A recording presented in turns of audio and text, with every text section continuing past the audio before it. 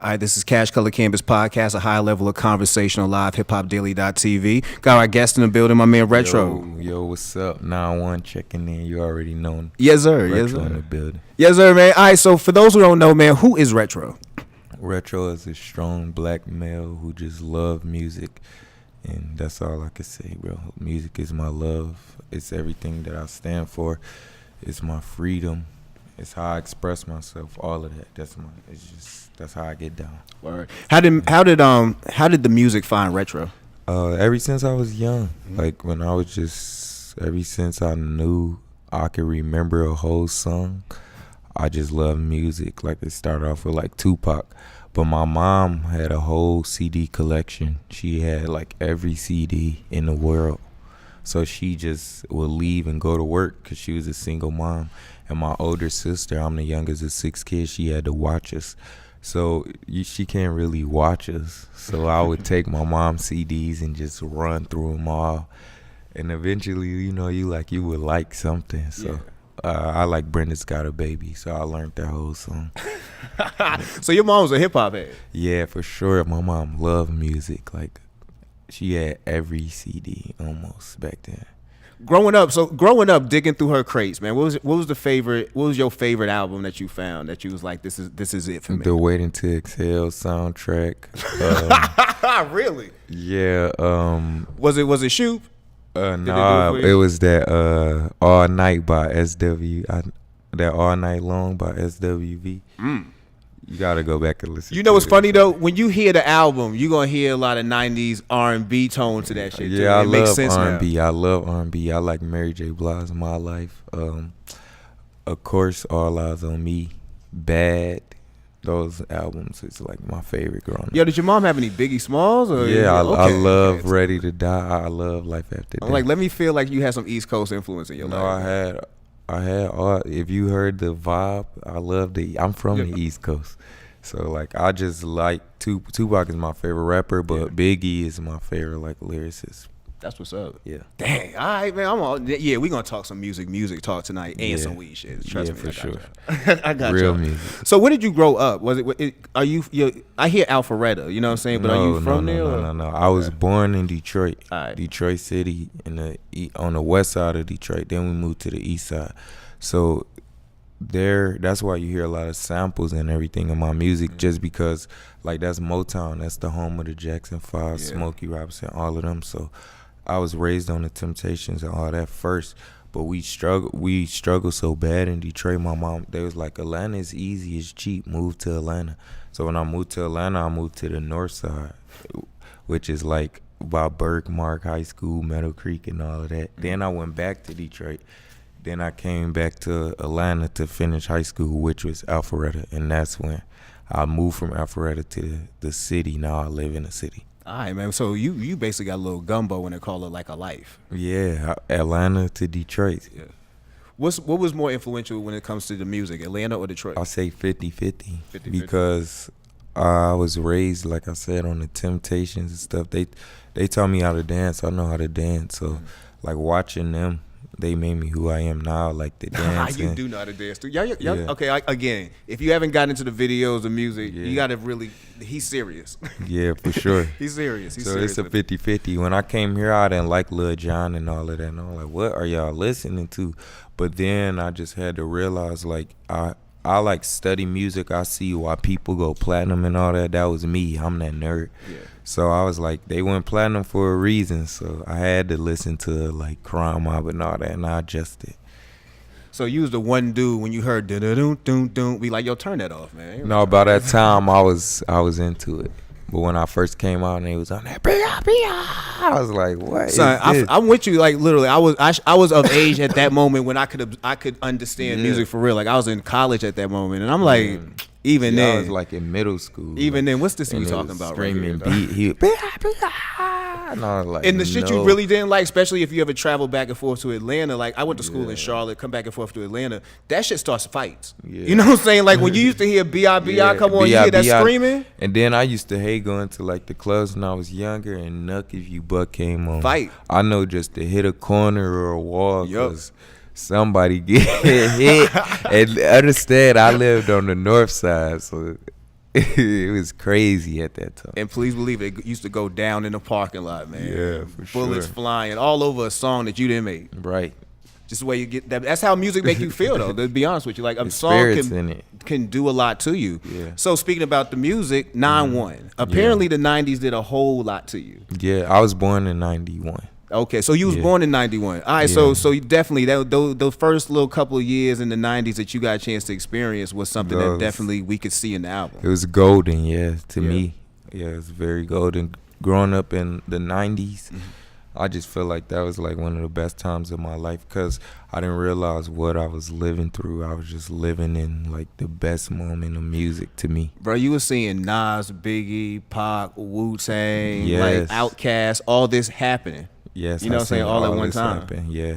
So just watching all of that out growing up, I just was like for a moment you take it for granted because you just was living in it. Now I look back on it, I just love all of when I go back and research why they made the album like this and that because I can understand now. When I was younger, I was just rapping it because that's what they was saying. Yeah. Now I'm older and I know what they mean, so it's a different understanding, and I just love it more.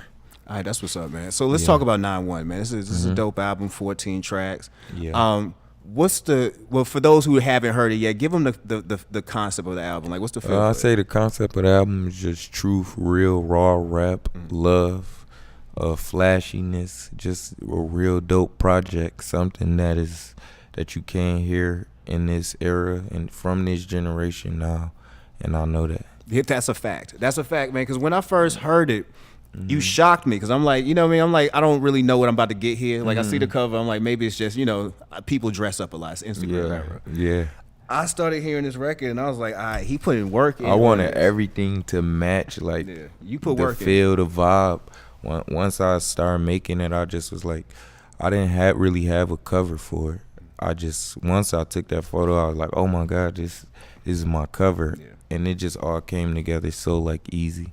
What's your favorite track on the album? It just varies with like how I'm feeling during the time of the month.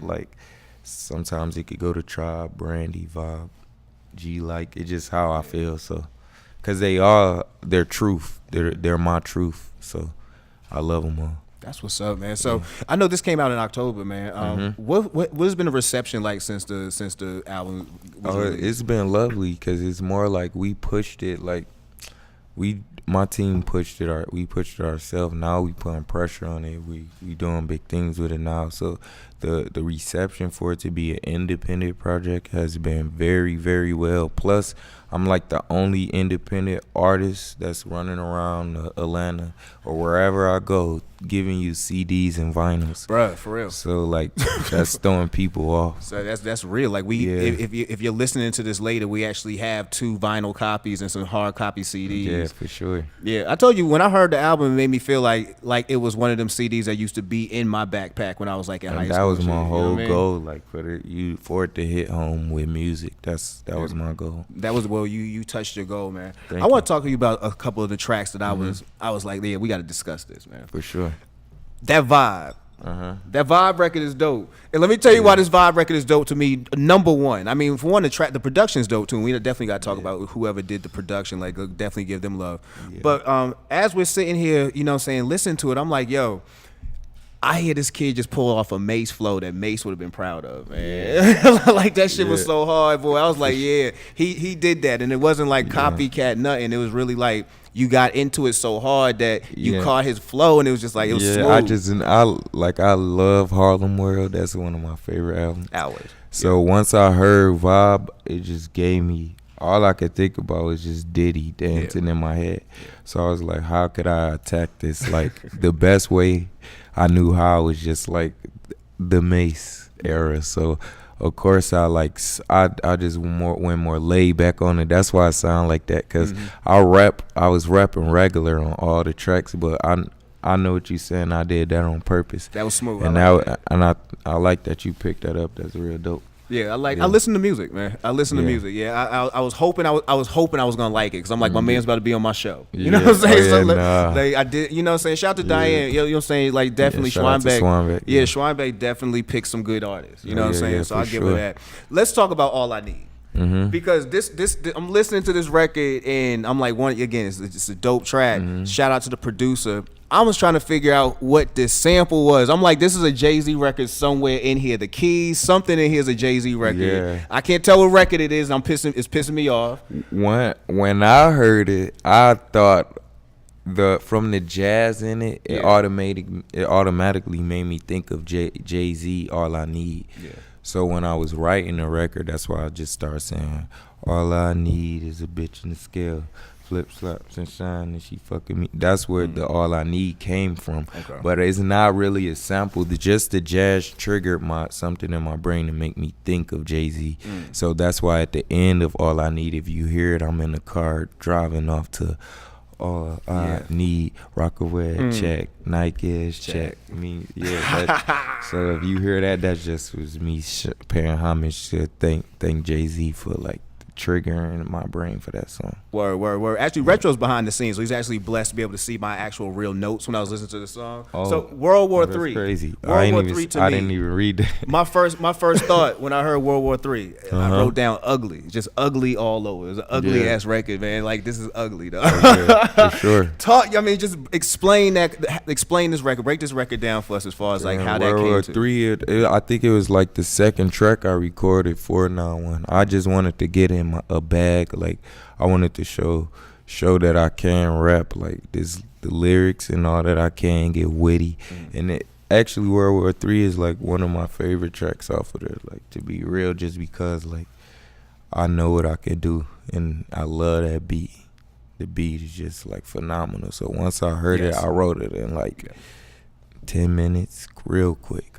When I have good songs, I write them fast. They come to me fast. Yeah, that was definitely a good record. And One Time, I'm like, yo, so bruh gonna take us. I mean, it's cold as shit outside, but he really brought me to a barbecue right now. Oh, yeah, man. I'm like, that was a throw your hands up type record that really could run right now on the radio. I'm like, it's not necessarily a typical, I don't say Southern record, Northern. It's not like that at all, really, because everybody try to do little categories now. It was just a good record. You know what I'm saying? I can hear that in the mix right now. I just made that record because at the time, I have two brothers that was in jail, but now one of them free. But I had brothers in jail locked up, so I was just saying, giving them a shout out like one time for all my brothers' freedom.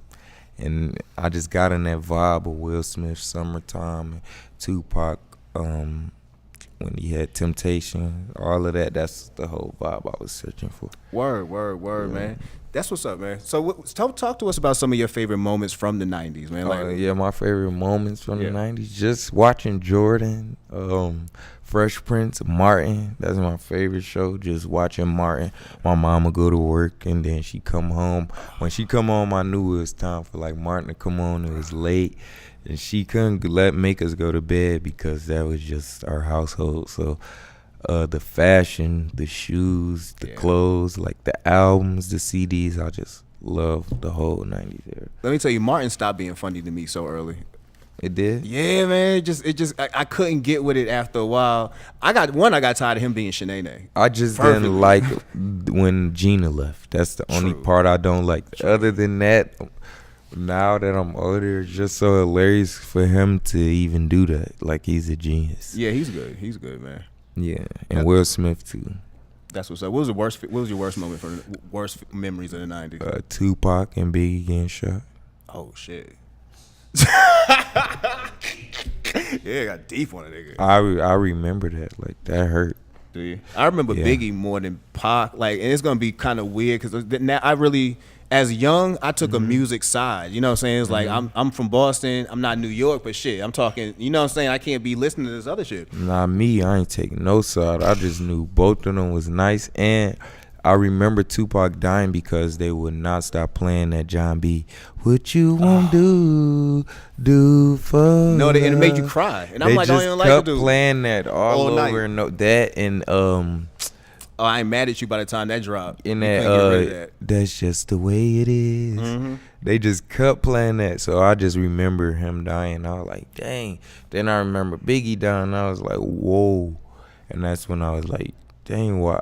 I used to think the government and stuff did it, but I was like, now I'm older, I'm like, that's crazy. Something Biggie hurt my heart. Like when I heard Big die, my mom came downstairs and said, "Hey, they killed one of them rappers you like." That's how my mom. They killed one of them rappers you like. I'm like, word, which one? She goes, the fat one. And I just froze like, hell no. You know what I'm saying? Like I don't even know what to. I couldn't move. I couldn't remember move. that? Mm-hmm. I couldn't move. I couldn't move. Like later that summer, the girl I was dating at the time, she actually bought me the double CD. It was, matter of fact, it wasn't even the summer. It was right. Life After Death. This was during school because I remember playing it in high school. I remember playing it and the teacher telling me that's why he's dead.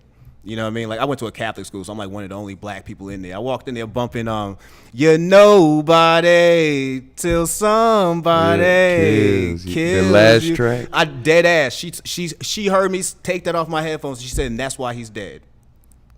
I was like, shit, nigga, damn. You know what I'm saying? Have some compassion. But yeah, that's fucked up. But when Pac died, I literally went about my day. I don't remember being in sixth grade divided in the class. Like, where you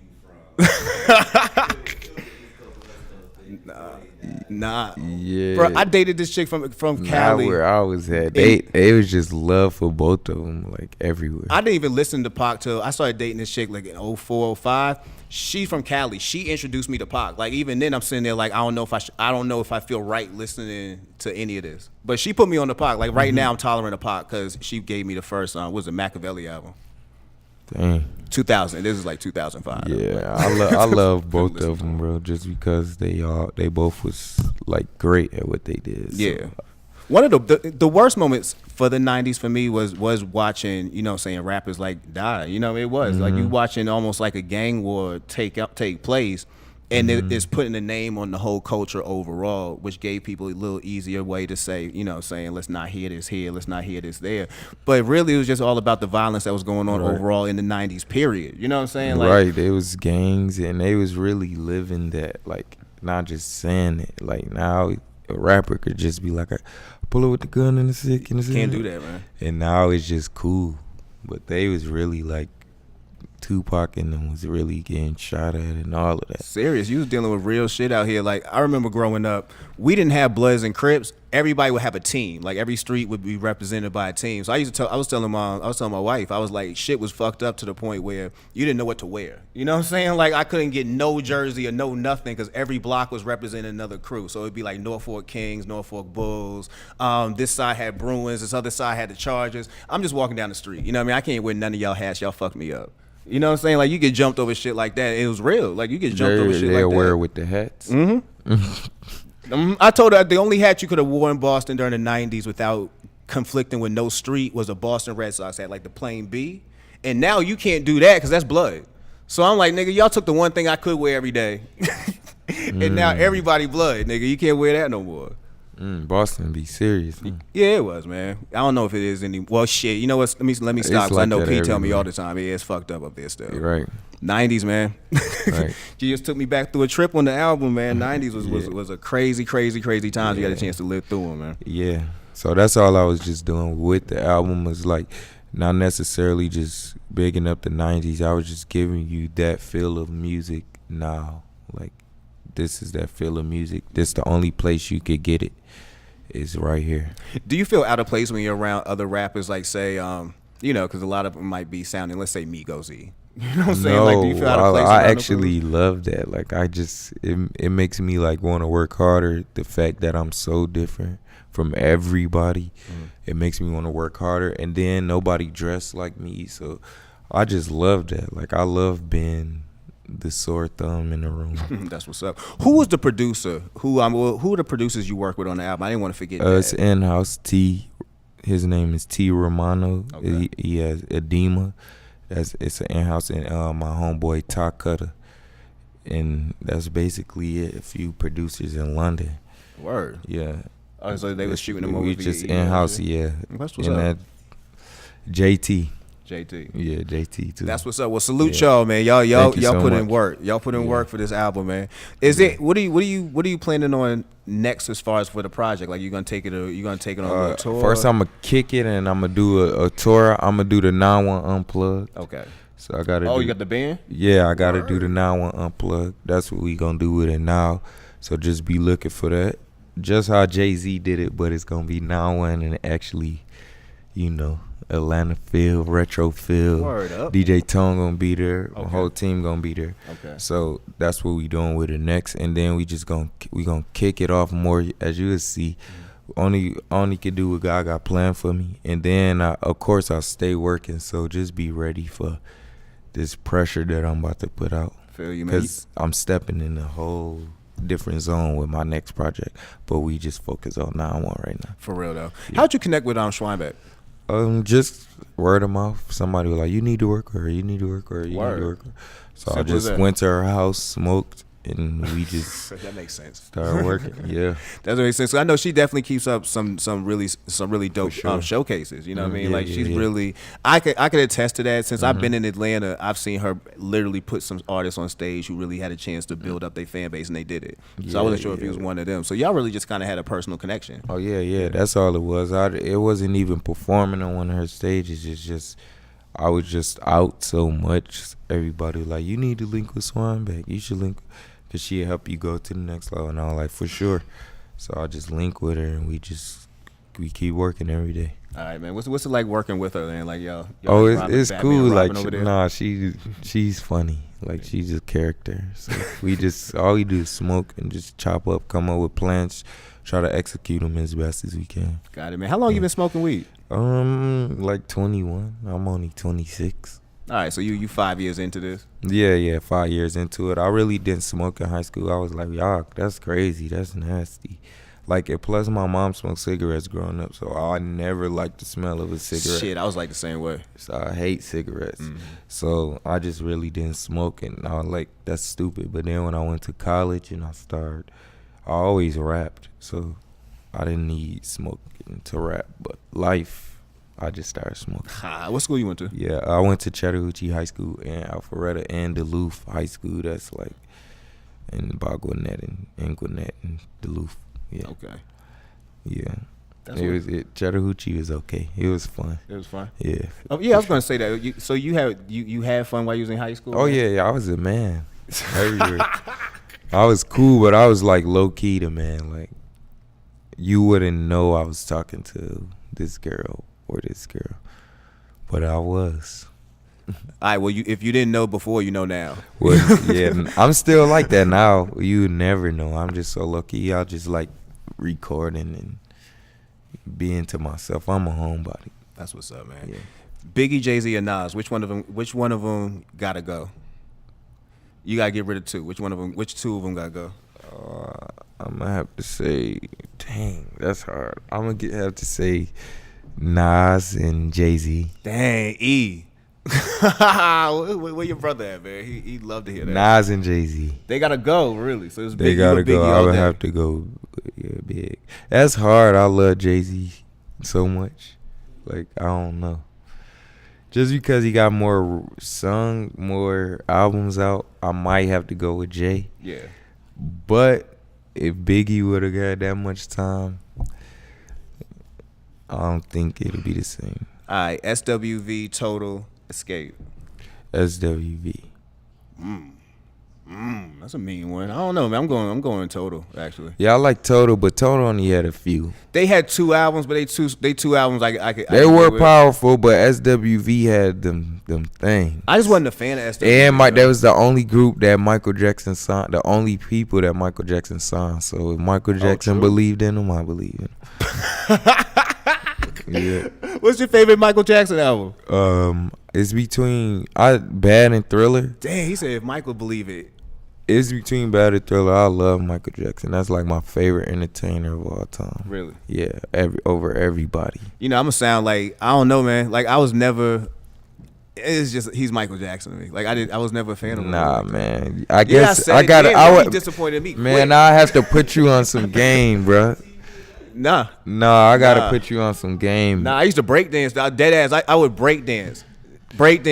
Word, my sister attested that, man. When Run DMC first came on King of Rock, I was break dancing when I first started as a kid. I was never moonwalking. Nah, you should. I was never You just moonwalking. gotta get on game, read up about him, what he was doing, and then it change your whole. He said put me on game, man. Yeah, that's all. That's like with anything. Like I didn't like Nas till last year. What made you come to the good side? Oh, because I was studying more about Tupac, and I realized that I was listening. I was like, dang, why did Tupac use Nas? What's that beat he used? They both used the same beat. All Eyes on Me beat. The All Eyes on Me beat. Street Dreams. Yeah. Street Dreams are made of these. So that's when once I heard, I was like, damn, why he take that beat like that?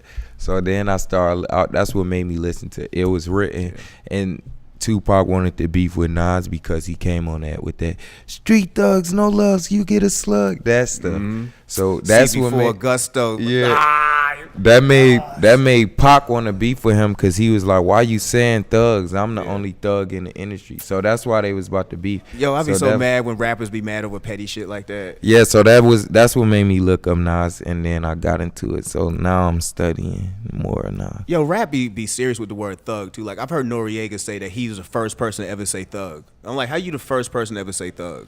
Yeah, I don't know about that, but hey.